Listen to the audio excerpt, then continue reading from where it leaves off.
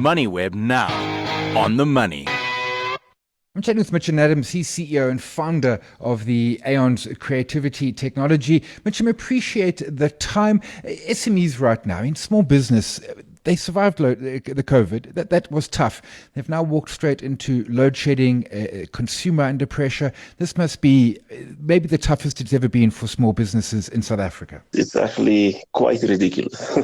All the challenges that small businesses have to go under. And it just shows how resilient some people are actually in this environment to still be running without some support, such as people giving funding or mentorship.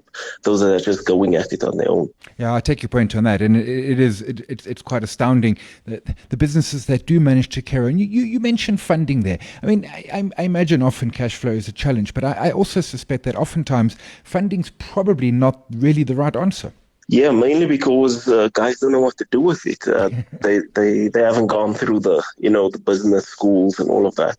They're brilliant entrepreneurs, but they haven't gone through the academic aspect of it. So they get the money, and then they learn the hard lessons. And by that point, it's just too late. They've spent all the money on silly things where they could have saved that cash.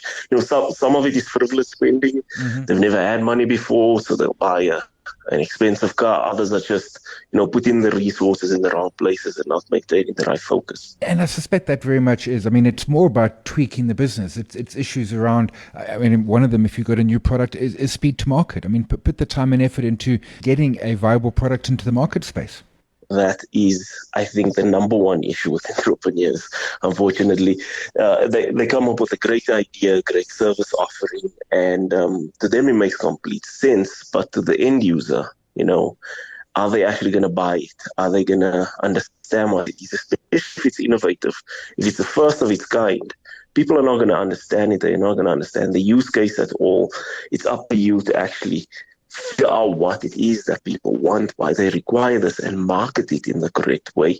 Many times people will just say, I need more salespeople. I just need to get my product in front of as many people as possible. But that is not the solution. The solution is finding out how to market to them, which is that product market fit.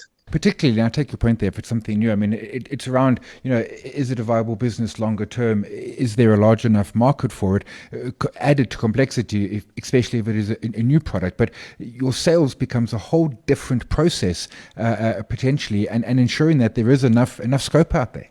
100%. I mein, a lot of people also regard sales as this Wolf of Wall Street type of person, this very aggressive, buy my stuff, I run out, I get my commissions. But actually, it's just somebody that's very knowledgeable about the product, somebody that's warm, that's welcoming, that has built some level of trust with the consumer. You phone that person, you feel they have your best interest at heart as a consumer, and they're very knowledgeable on the product. They answer all your questions, and you're happy to move forward on that.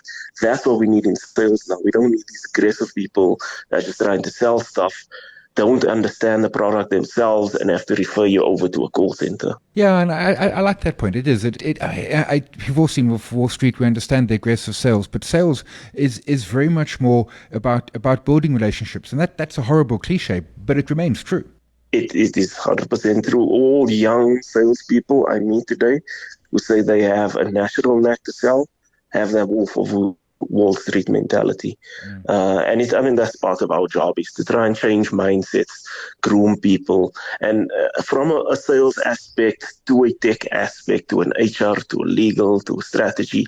All these different sectors have weird nuances where people have a certain mindset of how they should be acting, but rather they should be acting in a different manner in order to make it work. And that's very much where you and your team come in. You call yourselves venture builders. It's around it's around collaboration, perhaps more than anything else. And it's not even bringing in a salesperson. It's collaborating with the businesses and helping them with their weaknesses, their blind spots, and their strengths.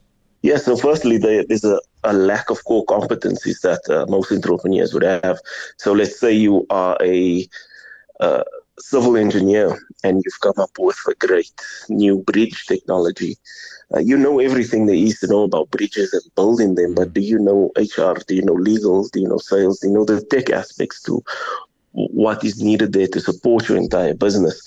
That's where we come in. We have a shared services team, which encompasses all these services, including brand building, marketing, all of that. And then we also bring in some capital, some seed capital to help you get off the ground. And we sit there, we hold your hand, we're busy with the mentorship. We've also been in the trenches ourselves.